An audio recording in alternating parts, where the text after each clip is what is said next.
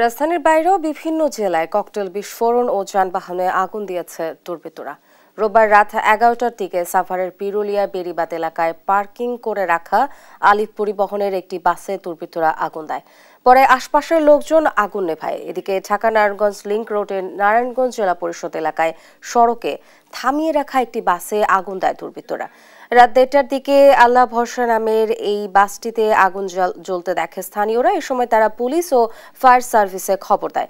আগুনে বাসের কয়েকটি সিট পুড়ে যায়। রাতে মানিকগঞ্জে বাস স্ট্যান্ডে দুর্বৃত্তদের ককটেল বিস্ফোরণের ঘটনায় 2 রিকশা চালক আহত হয়েছে। শেখ হাসিনার রায় ঘিরে জনমনে আতঙ্ক ছড়াতে দুর্বৃত্তরা যানবাহনে আগুন দিচ্ছে বলে জানায় পুলিশ।